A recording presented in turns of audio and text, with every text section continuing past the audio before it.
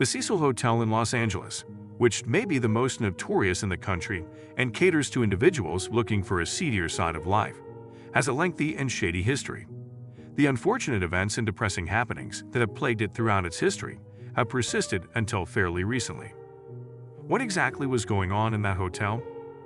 Why are travelers still hesitant to book rooms at this particular hotel? The first suicide at the Cecil occurred when the Great Depression was picking up steam, and it may have been a premonition of things to come because there would be more of these deaths in the years to come. A Manhattan Beach resident named Norton was discovered dead in his hotel room by hotel workers on November 19, 1931. He had just been dead for a few hours, according to KCET, when he was discovered. Norton's vest pocket contained capsules the police discovered throughout their inquiry to be potentially poisonous. It's possible that Norton's death wasn't the first sign of what was to come at Cecil. Dorothy Robertson, a woman who had consumed barbiturates to kill herself after losing her husband, was transported to the hospital, according to KCET, after spending 3 days walking the hotel. Gracie Magro. Authorities still don't know whether a second fatality that transpired at the Cecil in March 1937 was on purpose or an accident. Gracie Magro, a 25-year-old woman, is believed to have fallen or leaped from a 9th-floor window in this incident. As she was falling, she became entangled in telephone wires. The companion, who was dozing off in the room at the time of the incident, and thus unable to provide any details regarding how Magro came to fall from the window, according to the Los Angeles Times. Magro was brought to the Georgia Street Receiving Hospital, where she succumbed shortly after. If she did decide to plunge to her death from one of the Cecil Hotel's upper stories, she is just the first of many. Dorothy Jean Purcell. Dorothy Jean Purcell, 19, and Ben Levine, 38, were guests at the Cecil in September 1944. Purcell, who was 19 then, developed the sense that she was about to give birth during their brief stay. She awoke in the early morning hours. According to the Los Angeles Times, Purcell then went to the toilet on her floor and gave birth to the child by herself because she didn't want to wake Levine. Then, believing the child to be stillborn, Purcell hurled it out a neighboring window. Purcell returned to her room after the infant fell to the roof of a neighboring building and decided not to inform Levine what had happened. Immediately following the incident, Purcell was taken into custody. The potential homicide was the reason Purcell was put on trial.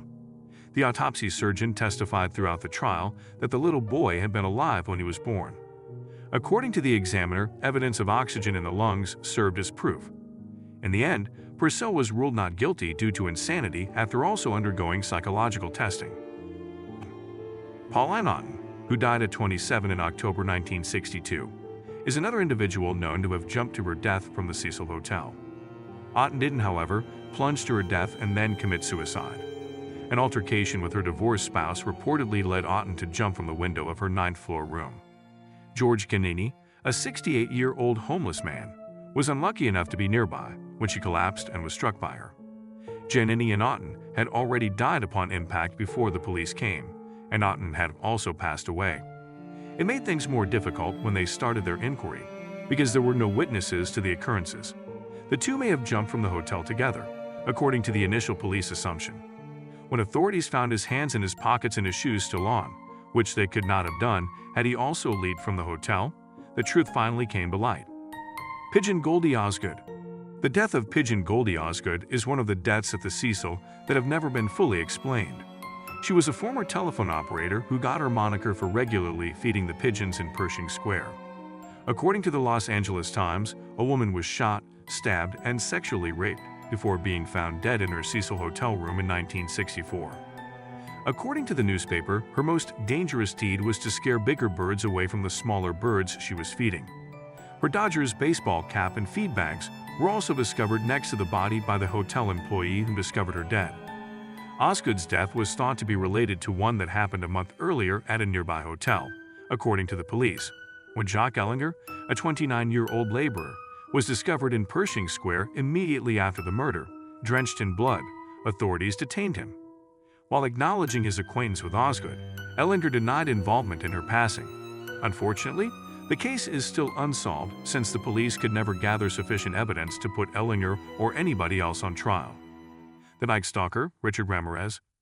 Perhaps the most well-known name on this list, the Night Stalker, Richard Ramirez, a satanic-worshipping serial killer, is alleged to have lived at the Cecil in the middle of the 1980s when he went on a crime spree that decimated Los Angeles.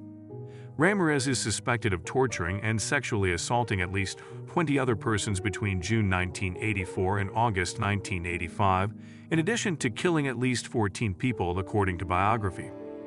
Ramirez's illegal behavior grew significantly from early adolescence, beginning with a marijuana arrest in 1977. 7 years after that, in April 1984 in San Francisco's Tenderloin District, he committed his first murder, killing 9-year-old Linda Leon. Over 20 years later, new DNA testing was employed before Ramirez was linked to this crime. On June 28, 1984, 79-year-old Jenny Vincow was the victim of Ramirez's first Night Stalker homicide when he was accosted and stabbed. After that, he terrorized Los Angeles for over a year until he was apprehended and detained in August 1985 while attempting to steal a car.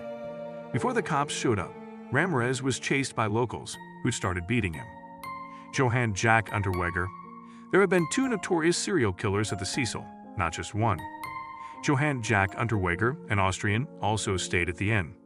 Unterweger, however, had already been found guilty of murder and freed from jail by the time he stayed at the Cecil. Unterweger murdered Margaret Schaefer, 18, in 1974 and received a life term as punishment. In prison, he started writing prolifically and gaining a following for his work. After serving the minimum 15 years needed by Austrian law, he was freed in 1990, less than 10 years after a petition for his release was launched. After being set free, Unterweger killed at least 7 more people before being hired by a magazine to write an article about crime in Los Angeles. He spent a few of his time at the Cecil Hotel while he was there. 3 sex workers were also discovered dead around that time, the same as Unterweger's European victims. He had already gone when authorities eventually acquired sufficient evidence to charge Unterweger in the deaths. Later, Unterweger was apprehended in Miami and returned to Austria via extradition. He committed suicide in his jail cell on the day he was given a life sentence without the chance of release. The Cecil Hotel is still operating, although it may look like it should have been closed a long time ago. A name change was given to the Cecil Hotel in 2011, just a few short years later. A few years after a new owner renovated a portion of the hotel, the Cecil Hotel changed its name to the Stay on Main in 2011. Although renovation is scheduled to be finished in mid to late 2021, the Stay on Main is still closed as of early 2021, according to a 2019 article by Curd. What are your thoughts on this particular hotel? Comment below with your thoughts on this, and don't forget to subscribe to our YouTube channel. Please enable the notification bell while you're there to ensure you receive all our upcoming uploads.